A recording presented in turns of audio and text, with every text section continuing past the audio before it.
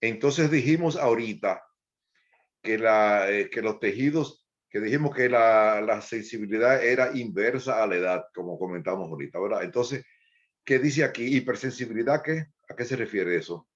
¿Qué dice ahí? Alguien que me lea. ¿Qué dice ahí en esa cosa? Hipersensibilidad a tejidos fetales. Y entonces, aquí dice...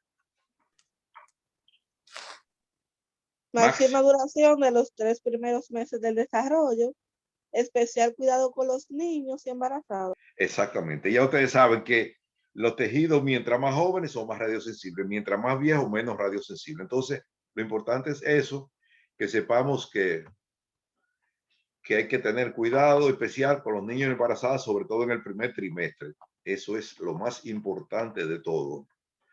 La distribución de la dosis, bueno, la dosis facial se supone, hablando de radiografía dental, de radiografía maxilofacial, es la que recibe directamente los rayos en mayor cantidad. Eso lo mencionamos para los fines culturales, pero ustedes saben que ya prácticamente las radiaciones y más con la radiografía digital se ha ido controlando mucho la emisión de rayos. Dosis gonadal se refiere a la dosis, esta sí es importante relativamente a la que reciben los órganos, que son las gónadas. ¿A qué se refiere eso? Dosis gonadal. ¿Qué quiere decir eso? Alguien me comente.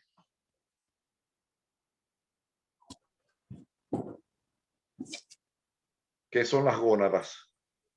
Tiene que ver con los testículos y ovarios. Exacto, los órganos reproductores, muy bien, exactamente, eso es que se refiere, la dosis gonadal, o sea, esa sí es importante. ¿Qué dice ahí? ¿Mayor en quién? El niño. En el niño y está en el subabdominal menor. Exactamente, los niños son más cortos. Pues la distancia que hay en un adulto de la cara, vamos a decirlo así, a los órganos reproductores, en un adulto es mucha distancia en el tórax, pero en un niño es corto, la distancia de un niño es corta. Entonces, eso quiere decir que si le estamos haciendo una radiografía en la cabeza, le llega una gran cantidad a los órganos reproductores, sean hembra o varón. Entonces, esto es importante también, mayor en el niño. Y esta otra más importante, mayor en el sexo masculino, porque los testículos están fuera de la cavidad abdominopélvica. En las hembras, los ovarios están dentro de la cavidad abdominopélvica. Entonces, hay que tener cuidado en ambos niños, pero sobre todo en los del género masculino, porque los testículos están cerca de la piel, que ese género femenino que está en la cavidad abdominopélvica. Entonces, estas dosis pueden aumentar peligrosamente en caso que los rayos lleguen directamente a la gónada. Es decir, se trata de evitar, inclusive cuando se van a hacer radiografías de niños, se le coloca también un delantal y todo, se toman todas las precauciones. De todas maneras, ya son mínimas las cantidades, pero hay que tomarlo en cuenta siempre, ustedes saben. Bueno, seguimos.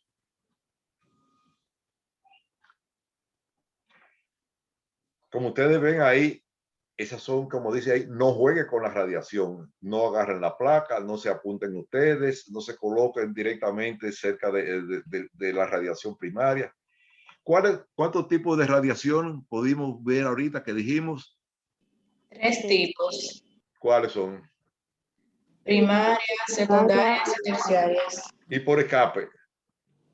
Terciaria. Exacto. Primaria, que son las que salen de la cabeza del cono. Secundaria, Que por rebote. rebota. Y por escape, la que se puede filtrar o fugar por falla en el blindaje. Muy bien, exactamente.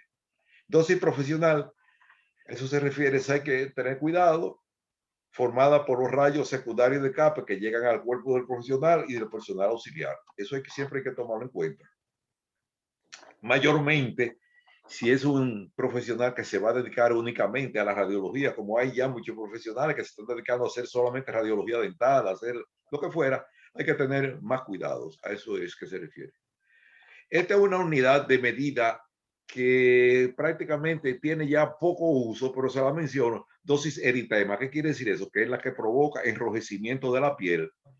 Puede variar por factores raciales. Una persona más blanca se va a hacer más sensible, una persona más oscura va a ser menos sensible. Pero esas son unidades que en la práctica tienen poca importancia. Esa es una unidad biológica, es decir, una unidad no física de medición. La medida de la radiación, en principio, se utilizaba. ¿Quién era este señor? Que estoy subrayando ahí. Wilhelm Conrad. Wilhelm Conrad Röntgen, que fue el descubridor, el padre de los rayos X artificiales. Entonces, en principio, se denominaba así el Röntgen. Esa es la unidad de medida para la radiación. Después se cambió y se puso RAD, que se refería a dosis de radiación absorbida. También. Después se utilizó el Gray, que era la dosis absorbida. Y ahora se usa el centigrade. Esas son unidades que prácticamente uno como odontólogo debe saber que se miden, pero más bien le interesan específicamente a los, déjame ver, estoy grabando, le interesan más bien a los radioterapeutas. Déjame ver, ahora no me acuerdo si estoy grabando. Sí, estoy grabando, sí, está bien. Pues sí, eso le interesa más bien a los radioterapeutas. Y se llama, el proceso de medirla se llama dosimetría, que es un conjunto de técnicas para saber la cantidad de radiación que absorbe un tejido. Dosimetría. Como ustedes ven, hay muchísimos tipos de dosímetros. Uno parece un bolígrafo, otro parece una tarjeta, otro hasta celular, parecen relojes. Déjame ver si tenemos. Miren ahí. Miren ahí, dosímetros de muñeca, un dosímetro de anillo, dosímetro de solapa. Hay muchísimos tipos de dosímetros. Son equipos para. Levante ahora y ya había iniciado. Bueno. Entonces, ¿de qué mecanismos se valen para proteger al paciente? Vamos a ver esto. Filtración.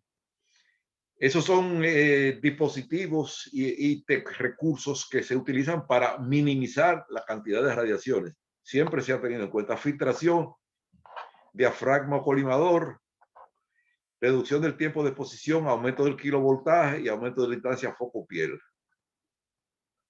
Diafragma o colimador, esto es, como ustedes ven, es un dispositivo para tratar de concentrar, porque no es lo mismo una radiación.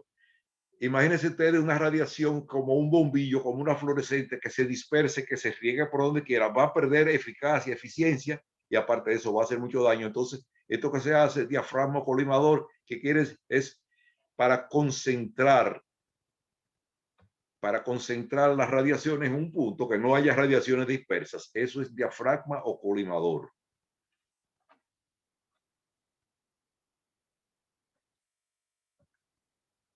Esta es otra medida que se utiliza también, un delantal. Se refería también a aumento de la distancia foco-piel, colocación de diafragma, el uso de pantalla, todas esas cosas. Entonces, pero prácticamente en términos generales, pero mira qué bueno, está prácticamente todo el mundo aquí, 34, está todo. Lo que faltan, solamente eran 2 que faltaban por enviar la tarea de orígenes del rayo X, para que lo sepan. Prácticamente yo creo que todo el mundo completó. Lo que falta, si me están oyendo, que por favor le envíen, que todavía le queda plazo hoy, pero ya, yo creo que ya a partir. ¿Quién? Sin hielo. No se le termina. Pero es demasiado entero el vaso. El micrófono. Sirve tu micrófono. Bueno, conclusiones prácticas para respecto al paciente, o sea, evitar en la medida de lo posible radiografías innecesarias. Si el paciente se ha hecho una radiografía y la tiene, por favor que la traiga. Todas esas son cosas de sentido común. Medir, estimar la cantidad de radiación recibida, eso ya es más difícil, pero tenerlo en cuenta, utilizar, como dice ahí, los medios de protección mencionados siempre. Respecto al profesional, esto es importante, evitar la acción de las primarias. ¿Qué quiere decir eso? ¿Qué quiere decir eso? Evitar la acción de las primarias, es decir, no colocarse, como dijimos ahorita, frente a la cabeza del cono, a donde sale, a la radiación primaria. tener presente la máxima dosis permisible.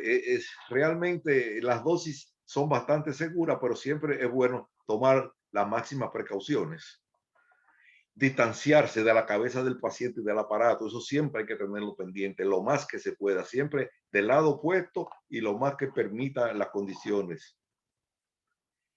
Y si ya usted trabaja regularmente con eso, controlar periódicamente la cantidad de radiación recibida mediante un dosímetro. Ya eso es para más bien para las personas que trabajan haciendo radiografías regularmente, los odontólogos que hacen ya radiografía de forma habitual. Vamos a ver esto ahora. Esto sí es importante tratar de entenderlo, porque es lo que nos va a permitir comprender por qué una radiografía sale elongada o sale escorzada. ¿Alguien me puede decir qué quiere decir elongada o escorzada? ¿Qué quiere decir eso? ¿No conocían esos términos? Yo no, profesor. Alguien que lo haya conocido, nadie sabía lo que era ese término, elongada y escorzada. Alguien que, si hay alguien que lo sepa y me lo pudiera explicar. Nadie lo conocía, ese término. El elongamiento, la elongación suena como que alargada o algo así. Exactamente, muy bien, muy bien. Y escorzada es todo lo contrario, o sea, Lo opuesto. escorzada quiere decir que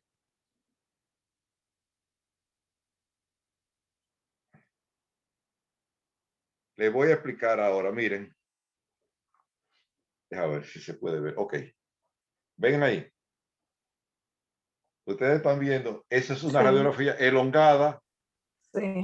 y escorzada, es que se va a ver más corto ahí. Mírenlo ahí. Miren en la sombra del. ¿Lo ven? Yo estoy, claro, lo que pasa es que estoy en la habitación y miren ahí cómo se ve elongada, Sí. que se ve lo ven y escorzada. Entonces, bueno, la suerte que yo tenía el celular aquí en la clase y lo tengo al lado. Bueno, entonces, ya cuando uno comprenda la dirección que tiene el rayo, entonces vamos a, con esto que vamos a aprender ahora de la radiosombra de eventos alveolares, podemos comprender por qué una radiografía sale elongada, quiere decir más larga de lo que es real la imagen, y escorzada cuando sale más corta. Bien, vamos a ver. Vamos a tomar en cuenta estas cosas que vamos a ir mencionando. El ángulo de proyección. Lo veremos en detalle. El rayo central y el plano guía del objeto. Eso es importante. Como les digo, ustedes saben que todo eso va a estar grabado. Lo pueden ver cuantas veces quieran en el canal de YouTube, que ustedes saben que ya espero que todos lo tengan, radiología bucodental, ¿cómo se llama? Tito Delgado, radiología bucodental. Lo pueden buscar. Hay muchos títulos delgados, pero ustedes verán el mío, porque estoy yo y está mi esposa al lado, como en la identificación. Bien. Ángulo de proyección, miren ahí. Ustedes ven esa tijera. Si la tijera se va acercando cada vez más al objeto que va pasando, se va a ver más grande, como ustedes ven aquí.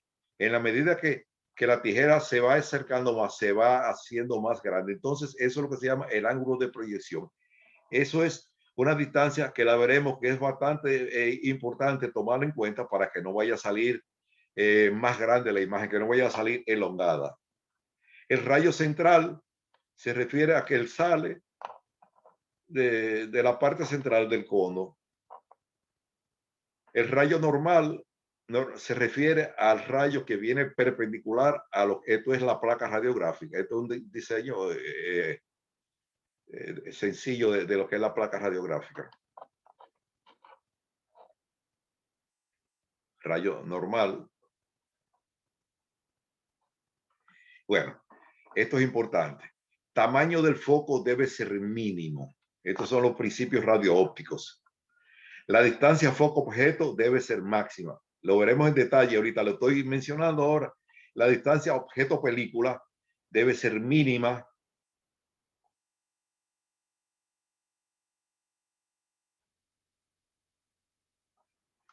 Los rayos deben pasar por el centro del plano guía e incidir normalmente al plano de la película. Eso lo vamos a ver en más detalle. Quizás los términos así uno no los entiende en principio, pero cuando lo veamos la gráfica vamos a entender a qué nos estamos refiriendo. El plano guía del objeto y de la película deben permanecer paralelos. Eso se refiere que la película y el objeto que se está radiografiando deben permanecer paralelos, no así. Claro, en la boca eso no se va a poder cumplir porque, por ejemplo, los dientes incisivos superiores están inclinados y cuando colocan la placa va a quedar en cierta posición. Ahí veremos lo que se llama después la regla de la bisectriz. Pero mientras tanto vamos a seguir con esto. La película debe permanecer lo más plana posible. Miren aquí. Esto está muy claro. Esto se refiere, el tamaño del foco debe ser mínimo. ¿Qué quiere decir? ¿Quién es el foco? El foco es este puntico que debe ser lo más concentrado. Por eso mencionamos ahorita una cosa que se llamaba diafragma o colimador. Ustedes saben qué es lo que es el diafragma o el iris en el ojo. ¿Qué es eso? Diafragma o iris. Alguien que me diga qué es el diafragma o el iris.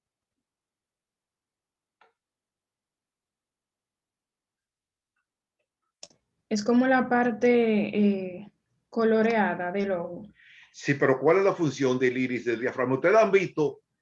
No sé, ya eso no. Eso no es un objeto que como que optimiza la capacidad de la luz. Que controla usted. Yo no sé, le voy a poner un ejemplo que quizás alguna persona puede ser que lo hayan visto o que no lo hayan visto. Si uno se encuentra con un gato de noche y le da la luz de frente en los ojos se le ponen la pupila, se le ponen chiquitica, como que se le cierran. Entonces el diafragma o iris tiene como función concentrar. En el caso de los rayos X aquí, el diafragma o colimador lo que hace es que concentra los rayos para evitar las radiaciones que se rieguen, que se dispersen. Entonces eso es diafragma o colimador. Entonces a él se refiere que el tamaño del foco debe ser mínimo. Aquí, por ejemplo, ¿el tamaño del foco es mínimo o está ampliado aquí en esta que yo le estoy enseñando? Está ampliado, ¿verdad? Ampliado.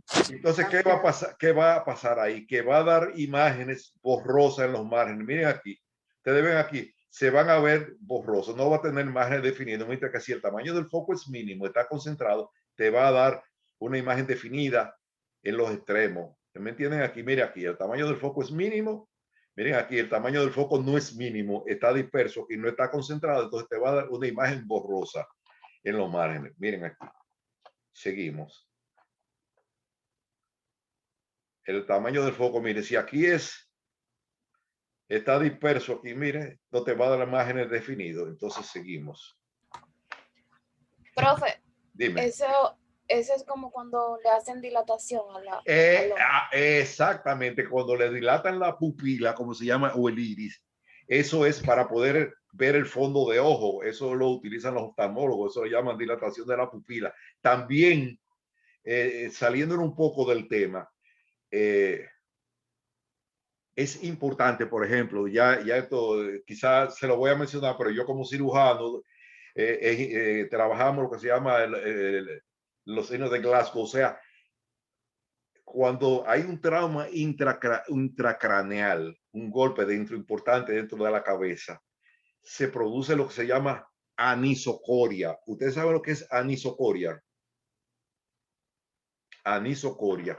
Eso se refiere a desigualdad entre las pupilas.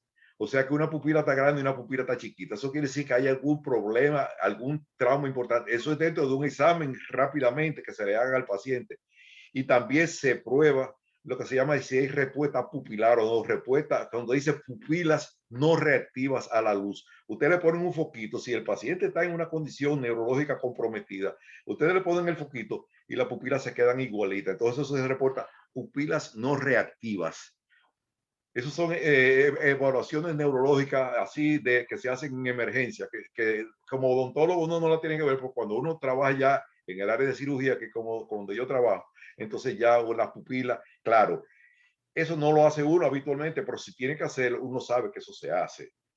Se evalúa la respuesta pupilar, pupilas no reactivas, eso quiere decir que hay algún compromiso importante dentro del cráneo. Bien. Como dice aquí, la distancia objeto-película, foco-objeto, debe ser máxima. Porque si la ponemos muy cerca, miren cómo se va a ver la imagen más agrandada. Mientras que si la ponemos a una distancia, no es que tampoco las radiografías se van a hacer a 2 kilómetros de distancia, el foco, pero debe ser un poquito, debe ser una distancia prudente para que la imagen sea del tamaño real, que no vaya a salir ni elongada ni esforzada. Bien. Eso por eso dice distancia foco-objeto debe ser máxima. Mírenla aquí. Si está muy lejos se va a ver, miren aquí este diente, esa imagen se va a ver mucho más grande que es el tamaño real. Todas esas son cosas que uno se las tiene prácticamente que imaginar, porque nada de eso uno tiene la forma de como de visualizarlo, de poderlo medir, pero son conceptos que hay que tomarlos en cuenta para que la radiografía salga lo mejor posible. Los rayos deben pasar por el centro del plano guía y perpendicular a la película, es decir, que deben pasar así, en esta dirección, como ustedes ven. Esta otra. Esto es un concepto que en la práctica no se llega a cumplir. Veremos más adelante que el plano guía del objeto, plano guía se refiere a una línea que pasa desde el ápice, por decirlo así, hasta la corona. El plano guía del objeto y de la película deben permanecer paralelos. Eso en la práctica no es posible. En la práctica no es posible, solamente en los molares inferiores, pero en los incisivos superiores eso no se puede realizar. Entonces ahí entra en juego una regla que la vamos a ver más adelante, que es esta regla. ¿Cómo se llama la línea que divide un ángulo en dos partes iguales? Alguien me dice. Esta línea, ¿cómo se llamaría? Lo que recuerden de geometría. ¿Qué es eso? Entre este ángulo y este otro ángulo. Línea ¿Cómo paralela. se llama? Línea paralela. Se llama bisectriz. La bisectriz es la línea que divide un ángulo en dos partes iguales. Esta línea, como ustedes ven aquí, miren aquí, es una bisectriz. Si medimos entre este ángulo que viene aquí y este otro ángulo aquí y tiramos esta raya, esa línea bisectriz es la que prácticamente nos va a auxiliar en la toma de toda la radiografía. La bisectriz entre el diente y la placa. Eso lo veremos más adelante, pero le estoy explicando esos conceptos para que ustedes lo vayan visualizando y recuerden que pueden volver 1000 veces a ver el video. Esta es otra condición también. ¿Qué dice ahí? ¿Qué dice ahí arriba? La película debe permanecer lo más plana posible. Exactamente. Ustedes, no sé, ya eso no se ve, pero anteriormente cuando uno iba a los circos, que ya casi no vienen los circos, y mucho menos ahora en época de pandemia, había unos espejos que uno se paraba frente a ellos y se veía bombado, que uno se veía flaco, que uno se veía gordo, o sea, eso. Entonces, miren aquí como que está el ejemplo. La película debe ser lo más plana posible para evitar que se distorsione la imagen. Por ejemplo, aquí, miren este claro. Ya casi se está acabando, quedan 10 minutos, pero para que ustedes lo sepan que cuando se vaya ya, yo subo hasta donde lleguemos y nos vemos la próxima semana. Déjame ver. Miren aquí. ¿Qué está sucediendo aquí? ¿Qué es esto? ¿Qué es eso? Eso es la placa radiográfica que se dobló. Pero si la placa radiográfica se dobla, ¿qué va a pasar? Miren, cuando esto se enderece aquí, va a ser un diente más largo que el obelisco, que más largo que la Torre Eiffel. O sea, entonces por eso dice la película debe permanecer lo más plana posible, como ustedes ven. Eso es otro de los principios radioópticos que hay que tener en cuenta. Miren, este es un principio, es una técnica que se utiliza. Déjame ver, correcto. Esta es una técnica que se utiliza sobre todo en molares superiores, que es muy efectiva, muy útil, sobre cuando se van a hacer endodoncias, que no se te vaya a superponer el malar. Aquí se coloca, eso lo veremos más adelante, se coloca un rollo de algodón y la placa se pone paralela al eje de la muela. Esta es la placa, esta es la película radiográfica y este es el diente. Entonces se coloca un rollo de algodón aquí, eso lo veremos más adelante, se llama la técnica de LeMaster, pero es útil para endodoncias en molares superiores. Resumen, de todo lo que hemos visto. Después ustedes los analizan y lo tratan de comprender bien, los principios radioópticos. ¿Qué se consigue con todo eso? ¿Qué se persigue? Nitidez, disminución de la zona de penumbra, isometría. ¿A qué se refiere eso? Isometría. A un tamaño semejante de la periapical, se podría decir, o de la radiografía, al diente anatómicamente. Exactamente, isometría. Porque fíjese, una cosa es isometría y otra cosa es isomorfismo. Como esto, mire. Por ejemplo, le voy a poner un caso.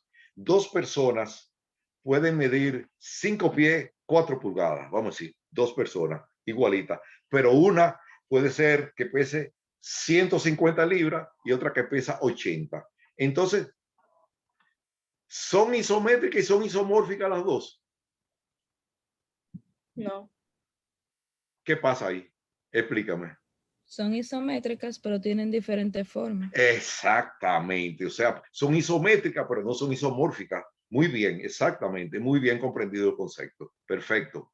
O sea, entonces eso puede pasar, que tengan la misma medida, pero no tenga la misma forma. Entonces hay que tratar de buscar, por eso eso de los principios radioópticos es bueno tenerlo en cuenta como referencia, que hay que saber que hay que buscar que tenga la misma forma, pero el mismo tamaño. Bien, muy bien. Eso se consigue con, ¿qué? Con lo que es la dirección bisectal. Dijimos que la bisectriz era ¿qué cosa?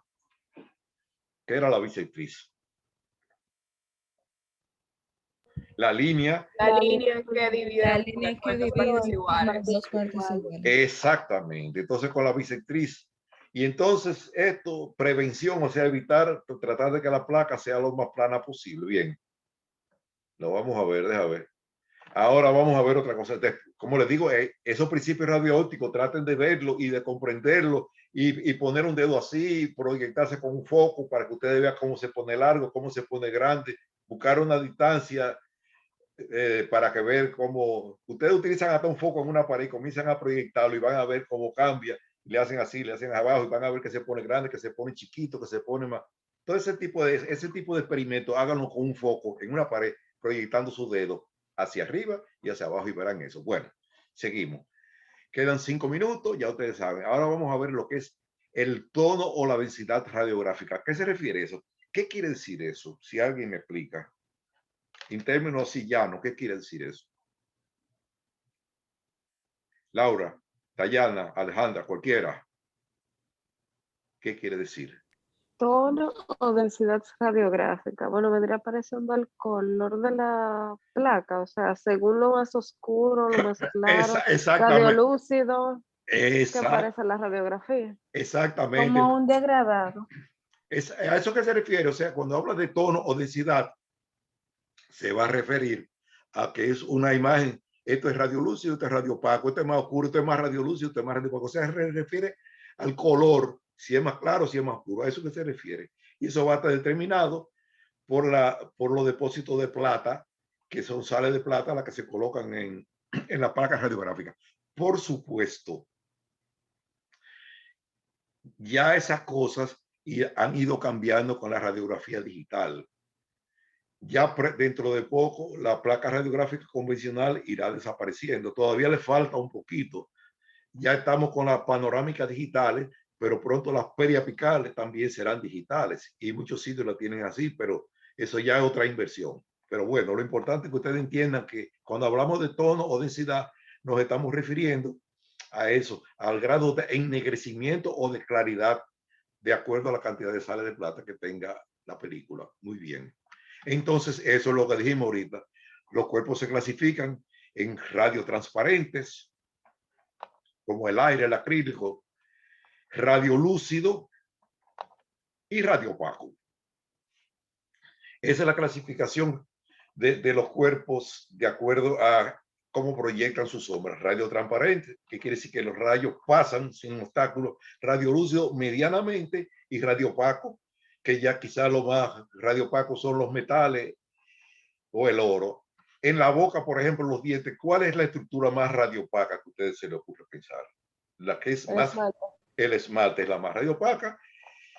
La saliva es más radiolúcido. ¿La dentina es más radiopaca o menos radiopaca? La dentina es menos radiopaca que el esmalte. Exactamente. Pero eso va a estar determinado, después veremos por qué, por la cantidad de ion calcio que hay. Mire aquí. Míralo aquí como dice. Las imágenes radiográficas son el resultado de la distribución de placa metálica que ocupa la capa de emulsión de la película. La variedad de tonos se debe a que las partículas forman depósitos de distintas densidades. Mire aquí, cuerpo radiolúcido, cuando el cuerpo absorbe una mediana cantidad, y cuerpo radiopaco, cuando el cuerpo absorbe la totalidad, que son los elementos que clasificamos como radiopaco: el esmalte, los huesos, los metales. Bien. Factores materiales. ¿Qué va a hacer que un cuerpo sea más radiolúcido o más radiopaco? Ya estamos casi acabando, quedan 2 minutos. Ya ustedes saben, vamos a ver si nos da tiempo a llegar a esto, a los factores materiales. Si no, lo conectamos con la próxima clase. Pero bueno, factores materiales: número atómico, densidad y espesor. Cuando hablamos de número atómico, ¿qué nos estamos refiriendo? Ustedes recuerdan, no sé si le dieron la tabla periódica de los elementos de Mendeleev. ¿Le suena conocido ese nombre o no? Sí. El número atómico de algún tipo de elemento. Exacto. Atómico, valga la redundancia, el metal. Exactamente. ¿Cuál es qué elemento ocupa el primer lugar en la tabla periódica de los elementos? Hidrógeno. Y el hidrógeno, que es el número 1, exactamente. Y el oxígeno creo que era el número 6. Entonces, ¿qué quiere decir eso? Si nos ponemos a ver que el agua y la saliva están compuestas por 2 elementos que ocupan lugares bajos, el hidrógeno y el oxígeno. Entonces, por eso va a ser, ese es uno de los factores que determinan. La densidad se refiere a la cantidad de iones de calcio que estén incluidos, a la cantidad de los elementos que estén incluidos, y el espesor. Vamos a ver, mírenlo aquí. Nos queda 1 minuto, estamos casi fuera, pero por si acaso. Eso va a hacer que esto sea radio transparente, radio lúcido y radio opaco. Aquí están los 3 elementos. Bueno, si usted ya queda 1 minuto, ahora vamos a ver brevemente las técnicas, menos de 1 minuto, ya estamos casi fuera. Las técnicas radiográficas, las técnicas periapicales, las interproximales y las coronales. Mírenlo aquí. Bien. Radiografía panorámica.